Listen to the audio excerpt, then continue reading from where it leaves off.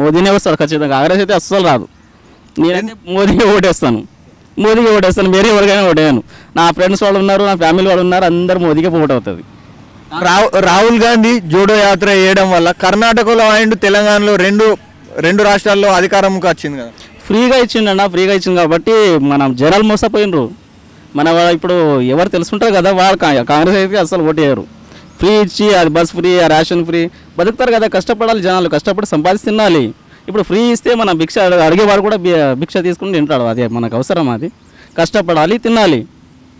మరి లోక్సభ ఎన్నికల్లో కూడా వాళ్ళు కూడా ఉచిత మేనిఫెస్టో కాంగ్రెస్ వాళ్ళు పెడితే మరి ఆకర్షితులై ప్రజలు కూడా ఓటేస్తారు కదా.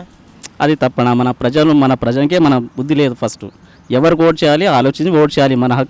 మన మతము, మన హక్కు, మన రైట్స్. అది ఎవరికి ఓటు చేయాలి ఆలోచించి 100 సారి ఆలోచించాలి. ఎవరు డబ్బులు ఇస్తారు, ఎవరు ఫీ ఇస్తున్నారు, అది ఏం ఆలోచించకూడదు. ఎవరు మంచి మతం అంటున్నావు, బీజేపీ అంటే ఒక మతము హిందువులదే అంటారా? కాదు. బీజేపీ అయితే మొత్తం అందరికీ, అన్ని కాస్ట్ వాళ్ళకే మంచిగా చేస్తుంది. ఇప్పుడు అహ్మదాబాద్లో 3 వాళ్ళకి తలాక్ క్యాన్సిల్ చేసిండు ఇది మన యోగి ఆదిత్యనాథ్. అందరి ధర్మకే మంచిగా చేస్తున్నాడు బీజేపీ, ఒక్కడికే కాదు. మరి ఎందుకు కర్ణాటకలో ఈడ తెలంగాణలో ఓడిపోయింది అంటారు బీజేపీ? ఫ్రీ ఫ్రీ ఇస్తున్నారు కదా, మన జనాలకు మోసపోయింటారు జనాలు. అలాగే మరి కాంగ్రెస్ వాళ్ళు 2 సార్లు వాళ్ళ పదవిని త్యాగం చేసి మన్మోహన్ సింగ్కి ఇచ్చారు కదా. మన్మోహన్ సింగ్ మాట వేరే. ఇప్పుడు సోనియా గాంధీ ఉండే, సోనియా గాంధీ అంటారు. మన్మోహన్ సింగ్ జాబ్ ఏమో వాళ్ళ మాట విని చేసిండు, జస్ట్ బొమ్మ లెక్క అంతే. ఇప్పుడు మోదీ వచ్చిండు, అన్ని ప్రతిదాన్ని చేస్తున్నాడు. అయోధ్య రామ మందిర్ కట్టిండు, ఎప్పుడో నుంచి పాత పెండింగ్ ఉన్న కేసు. ఇప్పుడు 500 years అగో ఇప్పుడు వచ్చింది అది అయోధ్య మందిరు, ఎందుకంటే మోదీ రాబట్టి. కాంగ్రెస్ వాళ్ళు ఏమంటారు అంటే సిద్ధరామయ్య అసొంటి వాళ్ళు కూడా వాళ్ళు ఒక రామ మందిర్ని ఓట్ల కిందికి మార్చుకోవడానికి అయోధ్యను లోక్సభ ఎన్నికల ముందు కట్టించారని అంటున్నారు. మన భారతదేశము హిందూ రాష్ట్రం ఫస్ట్ కాడి నుంచి. అది ఇప్పుడు మళ్ళీ తర్వాత వీళ్ళు మహమ్మద్ గజ్నీ, మహమ్మద్ గోరీ వాళ్ళు వచ్చి మొత్తం మన మందిర్ హిందూ టెంపుల్స్ ఉంటాయి కదా, మొత్తం నాశనం చేసి మస్జిద్ కట్టిండ్రు. మన ఫస్ట్ కాడి నుంచి సనాతన ధర్మం మన భారతదేశంలో ఫస్ట్ ధర్మం ఉంటాయి. ఇది ముస్లిం ధర్మ కాదు, నా క్రిస్టియన్ ధర్మ కాదు, ఏ ధర్మ కాదు. ఫస్ట్ హిందూ ధర్మ, తర్వాత వేరే ధర్మాలు. మన భారతదేశం అయితే సనాతన హిందూ రాష్ట్రం అంతే. అలాగే ఇప్పుడు వాళ్ళు కాంగ్రెస్ వాళ్ళు వాళ్ళ ఇంట్లో నుంచి ప్రాణత్యాగాలు చేశారు, బీజేపీ వాళ్ళు చేయలేరు అంటున్నారు. అలాగే ఇప్పుడు రాజీవ్ గాంధీ గారు కానీ ఇందిరమ్మ కానీ ఇద్దరు ప్రాణత్యాగం చేసి మనకు దేశం గురించి ప్రాణత్యాగం చేశారు. ఒకసారి వాళ్ళకు కూడా రాహుల్ గాంధీకి అవకాశం ఇస్తే అయిపోతుంది కదా ప్రధానమంత్రి. క్యాండిడేట్ ఫిట్గా ఉండాలన్న, ఫిట్ ఉండాలి. ఎందుకంటే ఫిట్ అంటే నా అర్థం అంటే మెంటలీ ఫిట్ ఉండాలి, ఇంకా ఫిజికల్ కూడా ఫిట్ ఉండాలి, ఇంకా మన ఆడళిత ఉంటుంది కదా, అది హ్యాండిల్ చేయడానికి పవర్ ఉండాలి. ఇప్పుడు రాహుల్ గాంధీ భారత్ జోడో యాత్ర వల్ల రాజకీయ పరిజ్ఞానం ఆయనకు తెలిసి వచ్చిందని అంటున్నారు. అలాగే కర్ణాటకలో వచ్చింది ప్రభుత్వం, తెలంగాణలో వచ్చింది అని అంటున్నారు. భారత్ జోడో యాత్ర చేస్తారన్న, అందరు చేస్తారు భారత్ జోడో యాత్ర. నేను కూడా చేస్తాను, 100 మంది పెట్టుకొని నేను కూడా తీసుకుపోతాను. అది కాదు, బట్ ఆడళితకి మేనేజ్మెంట్ చేసే పవర్ ఉండాలి అంతే. అలాగే భారత్ జోడో యాత్ర కూడా మణిపూర్ నుంచి స్టార్ట్ చేశారు. అక్కడ నుంచి కూడా రాష్ట్రాలు ఇంకా కొన్ని పెరిగితే అది రాహుల్ గాంధీ ప్రధాని అయ్యే అవకాశం ఉంటుంది కదా. లేదన్న, ఆయన ఇష్టం, అది తిరగని అది ఆయన ఇష్టం. అది ఆయన హోప్. అది నేను తిరిగితే జనాలకి ఫ్రీ ఇస్తాను, నేను కరెంట్ బిల్ ఫ్రీ ఇస్తాను, బస్ ఫ్రీ చేస్తాను, రేషన్ ఫ్రీ చేస్తాను, గ్యాస్ ఫ్రీ చేస్తాను, ఇవన్నీ చేస్తాడు. బట్ మనం ఓటు ఎవరికి వేయాలి, వాళ్ళకి వేయాలి ఓటు.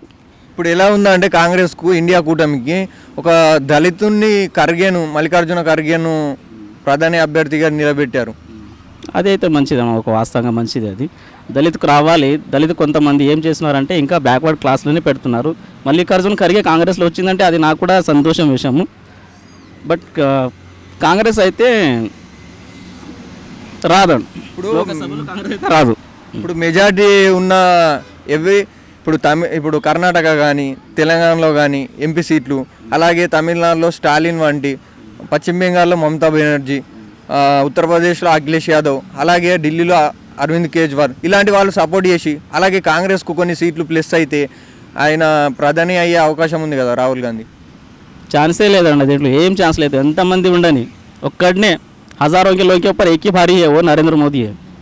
ఓన్లీ నరేంద్ర మోడీని చూసే ఓట్లు వేస్తారంటారా? కాదన్న, ఆయన ఆడళిత కూడా మంచిగా ఉన్నది, ఒప్పుకుంటాను. ఆయన ఆడళిత నేను యాక్సెప్ట్ చేసుకుంటున్నా. కొంతమంది కూడా ఉంటారు, వాళ్ళు కూడా యాక్సెప్ట్ చేసుకుంటారు. మరి నరేంద్ర మోడీ గారిది ఏం లేదు, వెనుక ఉండి మొత్తం నడిపించేది అమిత్ షా, షాడో పిఎంగా ఉన్నారని అంటున్నారు. 1947 కాడి నుంచి కాంగ్రెస్ పార్టీనే వచ్చింది ఇప్పుడు దాకా. మొన్న నరేంద్ర మోదీ 2014లో వచ్చిండు, ఇప్పుడు దాకా ఏం చేసిందన్న కాంగ్రెస్ పార్టీ? ఎందుకు మన ఇండియా డెవలప్ కాదు? ఇప్పుడే అడుగుతున్నారు నరేంద్ర మోదీ వచ్చిన కాడి నుంచి ఏం డెవలప్మెంట్ అవుతున్నది, ఏ డెవలప్మెంట్ అవుతున్నది అంట. అప్పుడు నుంచి 1947 నుంచి మన ఇండిపెండెన్స్ ఎప్పుడు దొరికింది కదా మన ఇండియాకి, అప్పుడు నుంచి 2014 వరకు కాంగ్రెస్ ఉండే, అది ఏం డెవలప్మెంట్ చేసింది ఇప్పుడు దాకా? అంటే ఈ రింగ్ రోడ్లు కానీ, ఈ స్కాలర్షిప్, పిల్లలకు స్కాలర్షిప్లు కానీ, అంబులెన్సులు కానీ, ఇవన్నీ కాంగ్రెస్ ప్రభుత్వం వేసింది కదా. చేసిందేమన్నా, బట్ ఎంత చేయలేదు. 2014 నుంచి నేను 2024 వరకు నేను అబ్జర్వ్ చేసినాను కదా, ఇప్పుడు ఎంత చేసింది కదా, అప్పుడు చేయకుండా. ఇప్పుడు బీజేపీ ఇప్పుడు కొందరు ప్రజల్లో ఏముందంటే వీళ్ళు నిరుద్యోగుల ఉద్యోగాలు ఇస్తలేరు అండ్ వ్యవసాయాల చట్టాలు చేసి రైతులకు అన్యాయం చేశారు. అలాగే నిత్యావసర ధరలు పెరిగించారు. జిఎస్టీ లాంటిది కొత్తది రూపం జిఎస్టీ తీసుకొచ్చిందే బీజేపీ అంటున్నారు. జిఎస్టీ బీజేపీనే తీసుకొచ్చి, బట్ జిఎస్టీ అయితే మన ఇండియాది అకౌంట్లోనే పడుతున్నా కదా, ట్యాక్స్ కట్టే, మన ట్యాక్స్ కట్టే కూడా అకౌంట్లో పట్టి మన ట్యాక్స్ మనకి రిటర్న్ వస్తుంది కదా. ఏదైనా డెవలప్మెంట్ కోసమే జిఎస్టీ కూడా ఇంక్లూడ్ అవుతుంది. జిఎస్టీ వల్ల చాలా మేము నష్టపోతున్నాము. అలాగే సిలిండర్లు కూడా చాలా తగ్గించారు బీజేపీ వాళ్ళు అని. నిత్యావసరం ఇప్పుడు రోడ్డు మీద ఉండే తినుబండారాలు నిర్వహించే వాళ్ళు కూడా చాలా బాధపడుతున్నారు. ఏం లేదన్న, అది వాళ్ళు అంటారు, వాళ్ళు నరేంద్ర మోదీ అపోజిట్లు ఎవరు ఉంటారు కదా వాళ్ళు అంటారు అన్ని. మోదీ అయితే మంచిగానే చేస్తున్నాడు. That's man. ఎన్ని సీట్లు గెలవబోతుంది బీజేపీ మరి లోక్సభ ఎన్నికల్లో? చాలా ఫుల్ బీజేపీకి వస్తుంది. ఫుల్ ఓటు, ఫుల్ ఎన్ని సీట్లు ఉన్నాయో అన్ని బీజేపీనే వస్తుంది. మరి ప్రధాని అమిత్ షా గారు అవుతారా, షాడో పిఎం అమిత్ షా గారు అవుతారా, లేక యోగి ఆదిత్యనాథ్ గారు అవుతారా, లేకపోతే హైడ్రిక్ పిఎం నరేంద్ర మోదీ గారు అవుతారు? యోగి ఆదిత్యనాథ్ చాలా మంచిది, చాలా సంతోషంగా ఉంటుంది యోగి ఆదిత్యనాథ్ వస్తే. నరేంద్ర మోదీని హ్యాట్రిక్ ఇస్తే మంచిగా ఉంటుంది. యోగి ఆదిత్యనాథ్ ఉంటే ఇంకా మన ఇండియా సూపర్ పవర్ అయిపోతుంది, డౌట్ లేదు. మరి షాడో అమిత్ షా అయితే హోమ్ మినిస్టర్ ఉంటారు, అలాగే ఉంటారు. పిఎం అయ్యే ఛాన్స్ లేదా అమిత్ షా గారు? ఛాన్స్ లేదు, ఉంటుంది. ఎవరైనా బీజేపీ వాళ్ళు ఎవరు ఉంటారు కదా, ఎవరైనా పిఎం అయితే సంతోషమే. బట్ యోగి ఆదిత్యనాథ్ వస్తే చాలా మంచిది.